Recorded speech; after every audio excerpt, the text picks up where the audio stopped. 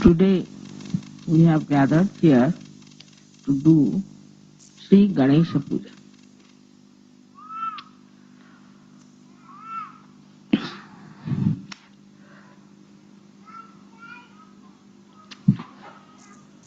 The first deity that was created by the Adi Shakti was Sri Ganesh. Because it was necessary first to create the deity of principles. The deity of principle in the sense that whatever is created, whatever is there, is called bhava, whatever has been so far created, up to human level, everything had to be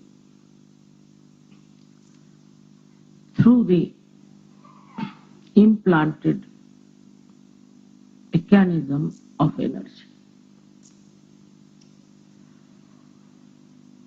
Otherwise, nothing could have been created.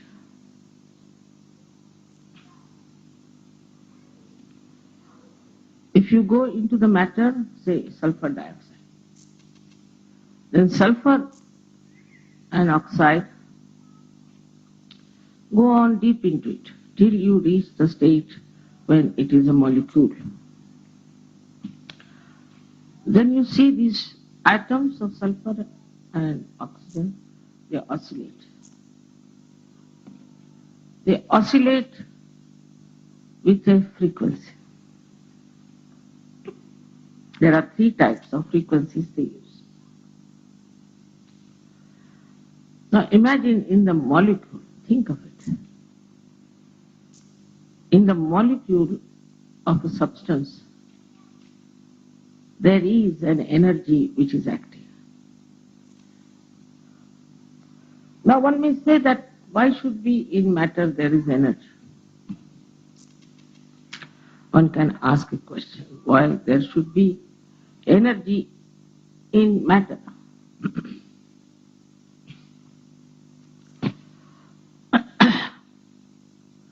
If there was no energy in the matter, how can you have all chemical compounds? Who pushes them? Say you have sodium chloride. Sodium and chloride are attached to each other. But if the chloride has to go to some other atom, then who does that? There has to be some energy which is absolutely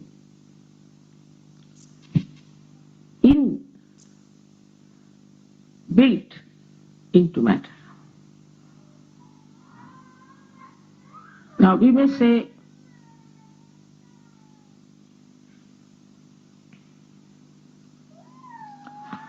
that what about water? You know water has energy. That's how we have hydrostatics. Even coal, even stones, all of them have got energy within them.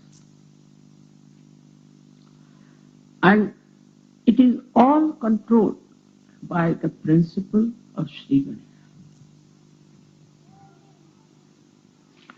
So though he's such a small, tiny little child, how great is his work and how much he has to work on.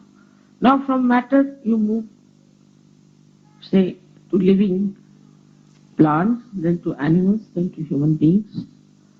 And everywhere his energy works. At the level of matter they might call it electromagnetic. But potentially it is the energy of Sri Ganesh which is electromagnetic at that point. Then it starts evolving, growing. That's how we have different stratas of energies that we see in different growth of the evolution.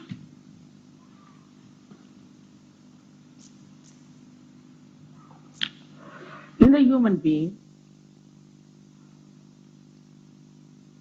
it exists, as you know, as auspiciousness, as purity, mainly the innocence. So the power of innocence is such a guiding factor. There's a difference between ignorance and innocence. If you are innocent,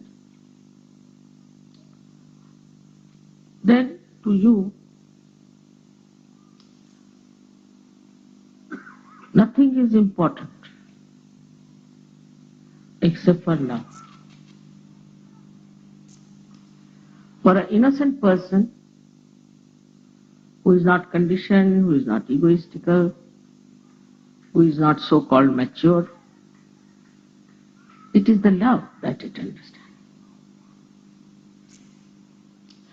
It doesn't care for any wealth, any power, anything. But the love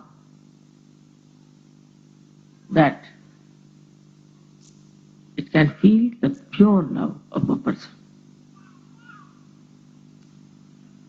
Innocent person has no understanding of gaining anything out of the love he receives or he gives. No sense at all. Innocence is the basis of all the dharmas. If you have no innocence, you cannot follow dharma. Because if you are dharmic, it is maybe a mental attitude, maybe egoistical, maybe because you are born in a religion, because somebody has told you about it. It's going to be very superficial. Unless and until it is embedded in the quality of innocence, dharma has no meaning. In that state, you are dharmic. You are beyond any thinking about it, of any deductions about it, but you are dharmic. You cannot be a dharmic. You cannot be. As if the manifestation of innocence is morality. Once Sri Ganesha is awakened, I hope he has been awakened in all of you. And if you respect him, just respect him, then automatically you develop a sense of morality. I don't have to tell you. I don't have to explain. You just become moral. People who have seen you are quite amazed and said that, how is it that their eyes are fixed, so innocent, without any lust and greed?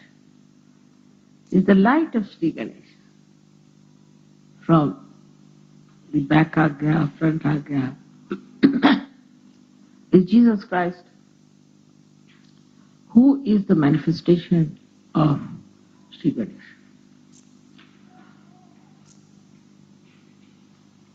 It is impossible for Western mind to understand that Jesus Christ was purity. They can't understand. And they have criticized him and said horrible things against him. Somehow he is forgiving them. But one thing about Sri Ganesh is that he worships his mother. Motherhood is very important. Motherhood in the women, motherhood in the father, and also in the children, has to be accepted as the mainstay of family life and society.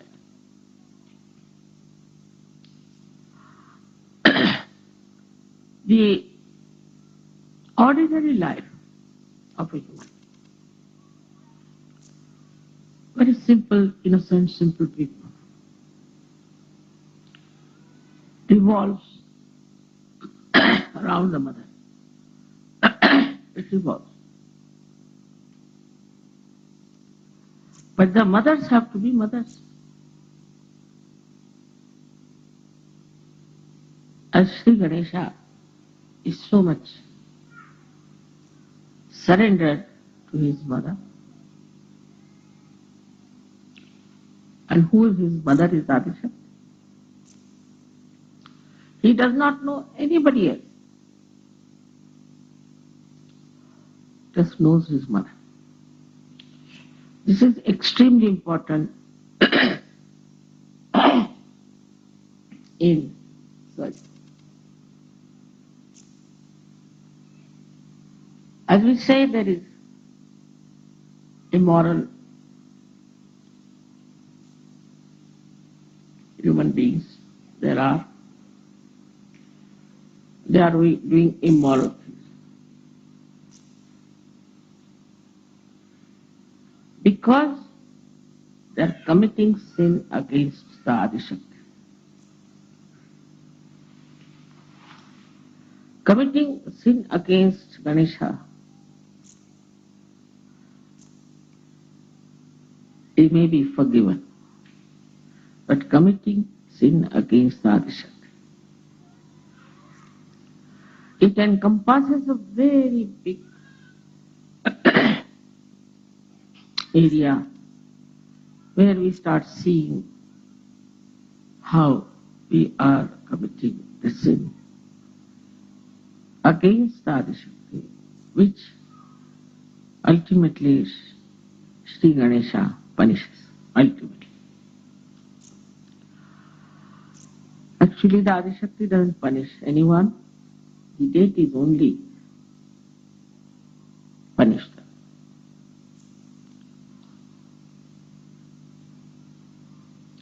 First and foremost thing that is to be understood, that innocence should be respected.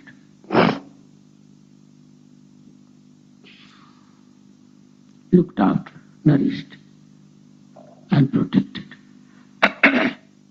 That's why I'm very particular about the children.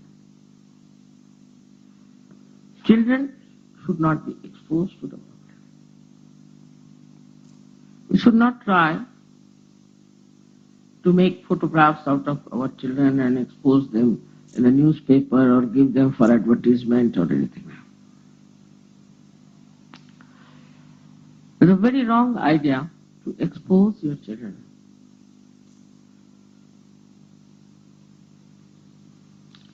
To gain some money out of them. In any way. In the smallest way also. Because we are selling the innocence which is invaluable, writ large on the children. Many children I know who have been advertised and all that, especially in India, have died. Also, we have to look after our children with great care. But we go to two extremes, I have seen. Some people are only worried about their own children. If anything happens to them, just get upset. That means you are respecting your child because he's your child. But if you are respecting him because he carries innocence with him, then you have to respect every child.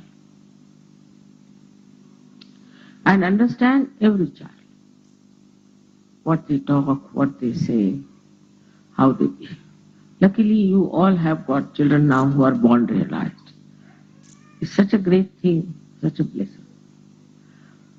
So on one side, we have to see how innocent they are and how they talk. I'll give an example. This Wolfgang was very serious. And his wife told me that we were taking him to the hospital. So his doctor says, why are you taking him to the hospital? There are no surgeries there. How will they correct his chakras? Innocently said the correct thing. And they couldn't do. Doctors didn't do anything. I had to cure him. Take him to mother. Why are you taking him to the hospital?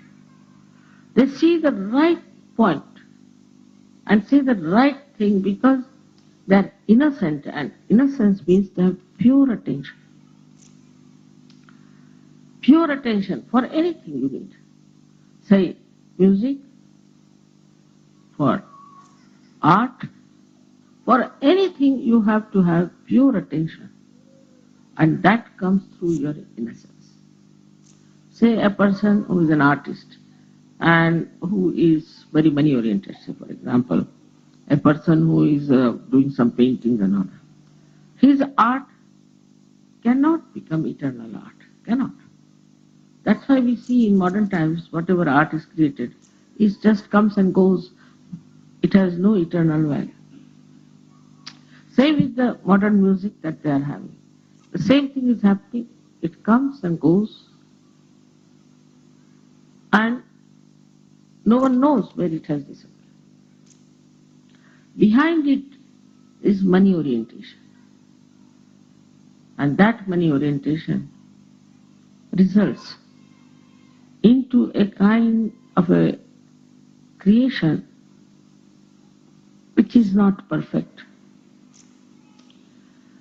All creations which were dedicated to God in the olden times are being today very much respected, and people pay a lot of money for that. Maybe at that time the artists must have suffered. But they understood, innocent artists understood very much that if we have to express, we must truthfully do it, not to please the people, not to please anyone, but to please God. As you know that Michelangelo had a big fight with his Pope here because he couldn't tolerate nonsense that was coming from the Pope. All the artists always have been fighting, real artists. So this innocence also gives you a power of self-understanding. You know where you stand. A person who is innocent knows very well that he is standing on the pedestal of virtues. He should not give in to all kinds of nonsensical things which are very popular, maybe fashionable, maybe accepted. For what? For what are we going to sacrifice our innocence? What is our gain? Maybe some people are too brilliant and they may try to show off with their brilliance for a short time, but they don't remain in the eternal history. They go as egotistical people or as very dishonest people. Nobody respects them. So there is a big attack on the innocence of people. Big attack. First it comes from children. As you see this nonsense that is going on, which we hear about, I mean, I can't even understand why they do it. They do it on children, these funny attacks of abusers. It's just because they want to kill the innocence. Perhaps those who do it have no innocence in them, and they don't want the children to have any innocence left in them. Otherwise, in India is something we can't understand. Really, we can't understand. But it is becoming much more prevalent, much more fashionable now, because there is definitely an attack on innocence. Not only on children, but even on people who are innocent. Because those who have deliberations in criminality, in all kinds of sinful act, will never, never try to protect innocence, never. Because juxtaposition is there. They are doing something which they think is the best. I don't know if they think that way, but I don't know what justifies their behavior like this, is to attack the innocence of children. In so many ways you will find this innocence is being attacked. If your children are doing well, if they are studying well, somebody might try to catch hold of them. If some person they find is an innocent person, they will try to put him into trouble. The innocence is itself is such a power that it challenges the hatred, the abusive nature of people. First of all, we should see that how our conditioning takes over our innocence. It makes you extremely ritualistic. Even in Sahaja Yoga, I have seen, I have heard also, that people are extremely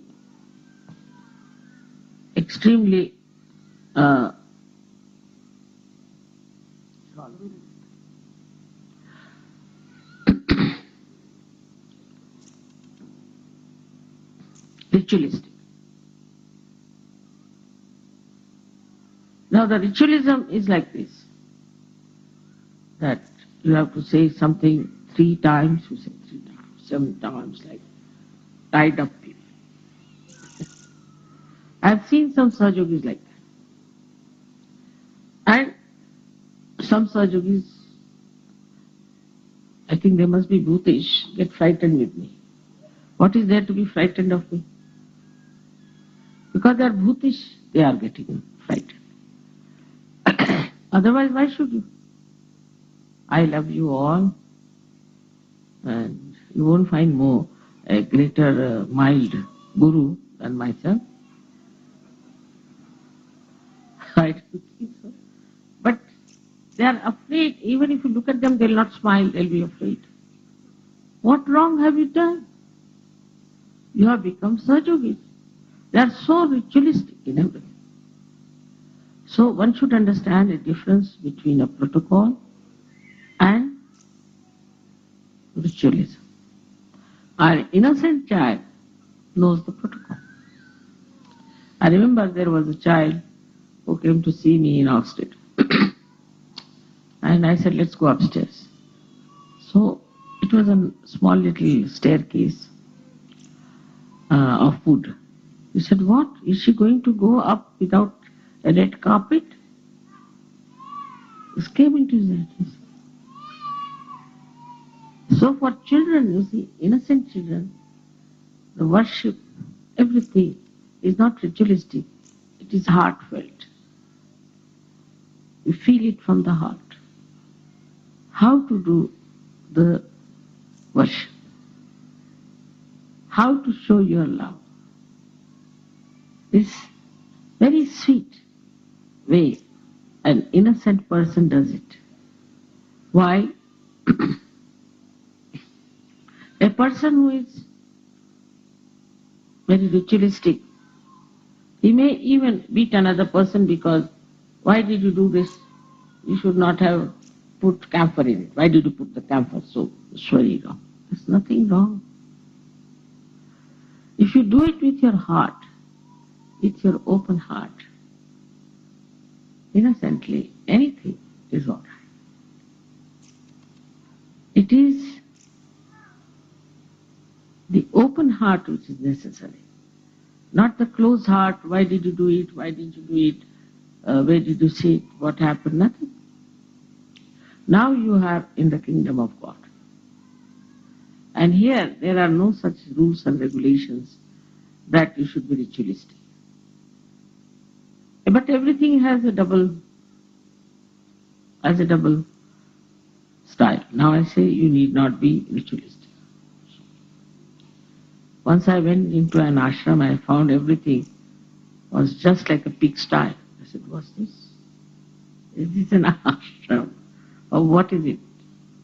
So they said, Mother, you told us that you have to be innocent and you don't have to be ritualistic. So we thought, throw all the things wherever you feel like, what is there to be ritualistic? It's a very common thing. It's all the ashrama people, leaders tell me that Sahajogis have no sense at all of looking after the cleanliness of the ashram. They are least bothered. If it is their house, they look after. But if it is an ashram, they do. It's very surprising. And I have seen, or I have heard, that the ashrams of Bhutish and false gurus are absolutely spick and span. Really. It's very surprising. And even here in Kabila, people were telling me that they are living like animals. I said, animals are innocent, you know.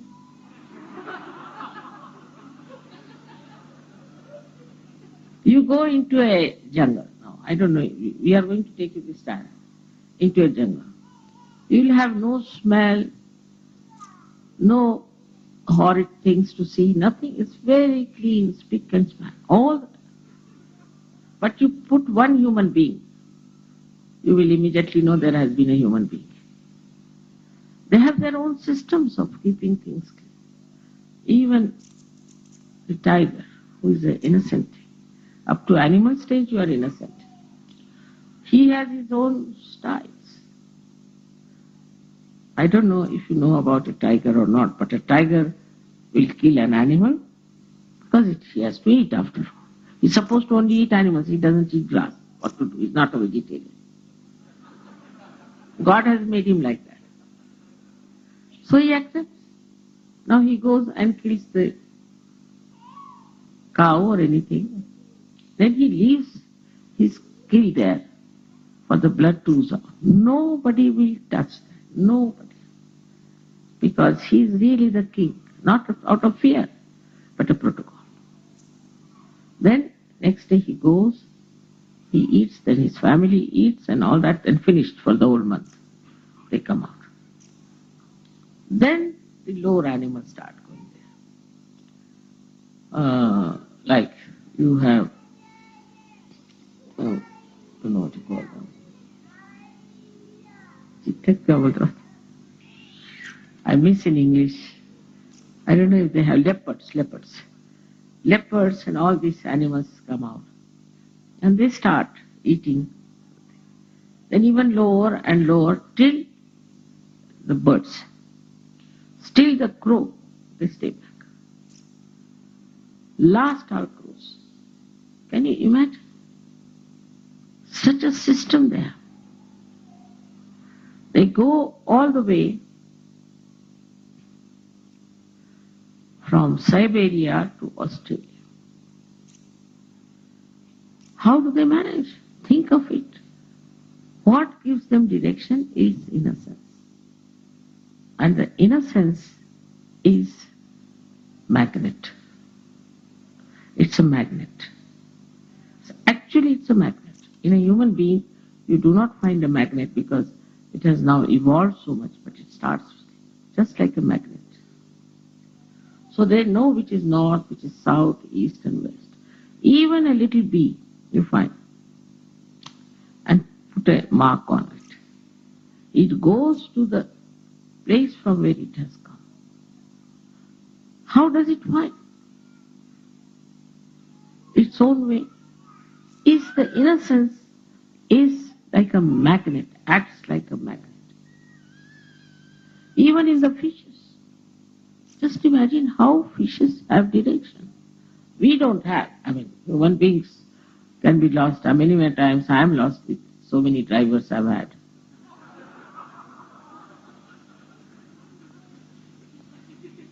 So many times I've been lost.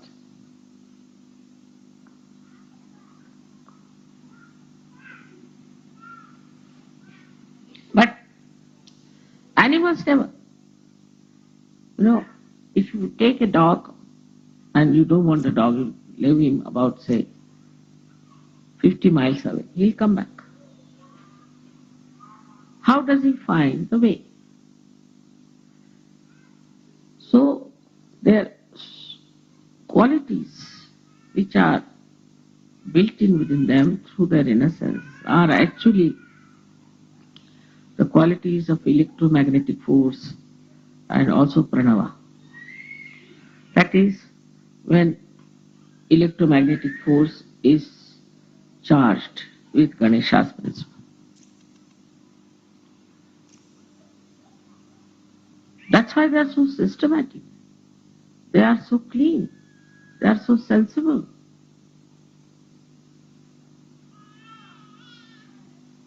But they are not ritualistic. They are not ritualistic. Whatever God has given them, they have accepted, they are bound by that. They are bound and they live with that boundary. Even if you go up to the stage of animals which live with human beings, they too are very affectionate. They just want love, nothing else. See, one day if you do not care for your dog, he'll just not eat his food. Not eat his food. You wouldn't care for the food. It is so remarkable, even I have seen among children, how they just want love. They don't accept anything else but love. But as soon as they start growing up, you see, especially in a materialistic world, then the whole materialism comes. So the second way we kill our children's innocence is putting materialistic ideas into their heads. Of course, the media is there, which is selling nowadays a teddy bear which has a birthday. Teddy bear has a birthday. Can you imagine? So everybody is buying teddy bear with a birthday. Because the parents don't want to be in the company of children. So they get some sort of a toys, this, that. One or two is all right. I put them with the toys, with the television on, now sit down. Children start becoming naturally materialistic. They start asking for things and for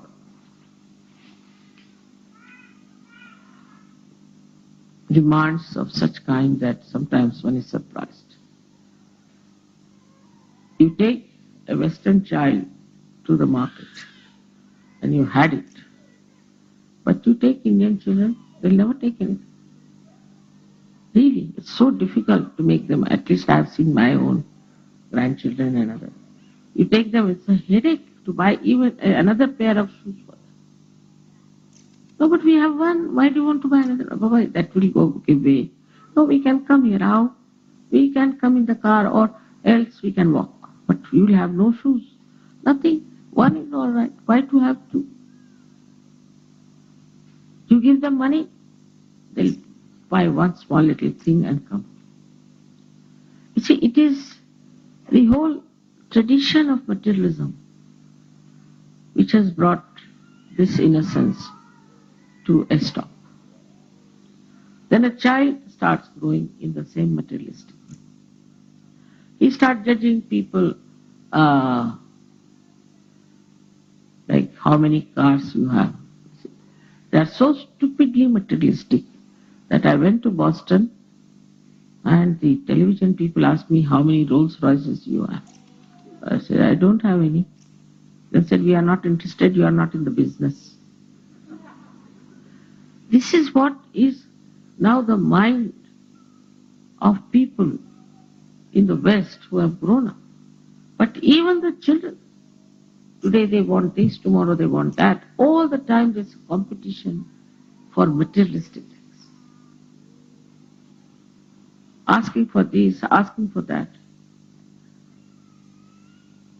Just imagine what a race will be there after some years when there'll be just people who will be only worried about collecting things and buying things. I mean, buyers and sellers, nothing else. So you have to be very careful with your children that you do not pamper them. Do not get too much worried about them. Do not keep them on materialistic level. Find out. If they are going on a materialistic level, bring them down. It's very simple to do that. And one has to work it out because we have to save our children and their innocence. Now for the other Sahajogis who are grown up and who are very mature. They are very innocent, I must say. I must admit that they're very innocent compared to the society that is around, no doubt. One has to really admire the way they have become so innocent, the way they are understanding this divine music and all that is really creditable. But still, this innocence, if it is not spread, if this innocence doesn't work out, then it will rust, will not grow. Your IQ will be less than the others, I can tell you. They are growing in materialism, all right. Their IQ is growing in materialism. But your IQ will not grow unless and until you spread this innocence around. Now you know how to do it. It is the power of Kundalini with the help of Sri Ganesh. He helps you at every chakra. I have written that he is the Vice Chancellor of every university where he has to stamp. He is at every point. But you have to understand that this has to spread. It has to become collective. It has to. So, to become that, what should we do ourselves? That we should try to organize programs. While people will be enamored by your innocence, no doubt, they'll be surprised, how are you so innocent? How can you be so nice in these modern times? No doubt about it. But in that, doing that so, try to be innocent yourself. You should not be cunning, you should not be smart. You should not try to show that you are very brilliant or anything. Because the ego might in between come and try to put ideas into your head. It's better to show that you are innocent and to be innocent inside. The whole inner being can be really charged with the energy of Sri Ganesh, no doubt. And the outer life becomes innocent. Becomes innocent. I mean, I don't know banking, I don't know money, I am quite bad at everything, all right, at worldly things. But I'm not cunning, I'm not sort of smart, expensive. But still things are working out because of the inner power that one has. So depend on your inner power and manifest it outside. Inner being, which is Ganesha, is the same in all of us. The whole system is the same in all of us. Chakras are the same in all of us. Only thing, we have to keep our innocence absolutely free of all this worldly nonsense like a fashion, this, that. Immediately you will find that your being will manifest. Being will manifest. Now just think of a simple thing like that. I am an Indian. And nobody knows me. But whenever I have my lecture, I have at least 5,000 to 6,000 people. How? How do they come to my lecture like that? Anywhere in the whole world, minimum. Sometimes even much more. What's so special? So when handling the people, we are Sahajas, we are saints.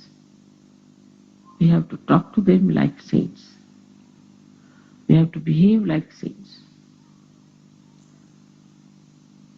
And they should in no way feel that we are cunning or we are interested in something else. So, once you start doing that, flowing your innocence, all the gods and goddesses will help. Your creativity will be 1,000 times more than now.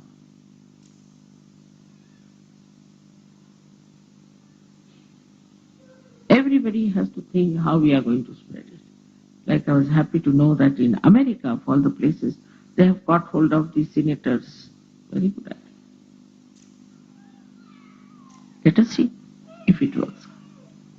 So we have to find out all the ways and methods and all the styles which will behove a saint, not a politician or these days, of course, all the sports people are heroes. I mean, if you want to become a hero, you become a sportsman. Not like that, but like a saint. And saintliness is respected, whatever may be the situation. Whatever may be the situation. whosoever may be facing. Recently, when I was in Kiev, the leader's wife told me that, Mother, we had that old car of yours which we sold. We got so much money that we could buy a new car. Then we went to the factory to buy the new car, and they bought it. So outside the factory, there's a mafia. Nowadays, I think the Sicilians have reached there. So the mafia was standing outside, and they said, you have to pay so much money to us, in thousands. So they said, we have no money. Why? What do you do? This was his wife. She said, we meditate. Really? So you have no money? No. What about your children? They also meditate. She so innocently she was talking to them. They said that we saw their faces melting down. They said, all right, go. They forgot that they were supposed to get money out of that. Or they take the car. They confiscate the car or take the money. They said, all right, go. They told me this story. So your simplicity always helps. Your innocence always helps. And it has such an impact, such an impact. I tell you that a personality, what we call in Sanskrit is a vigraha. Vigraha means a personality which has a coefficients. The person who is innocent has such a great coefficients that it can charm anybody. But first and foremost thing that we have to be innocent. Not to so much worry about money, not to count everything, not to worry about food. But this is not to be done with deliberations but innocence. Where you sleep, what you do is not important to a saint. It lives the way one has to live. Because his nourishing point is innocence. And he doesn't get angry, he doesn't shout at people, nothing. Of course, at booths it may be that he has to shout like Christ did, but otherwise he is a very peaceful, joyous, happy, humorous person. So today at this puja, I would bless you with all the qualities of Sri Ganesha, except for his anger. May God bless you.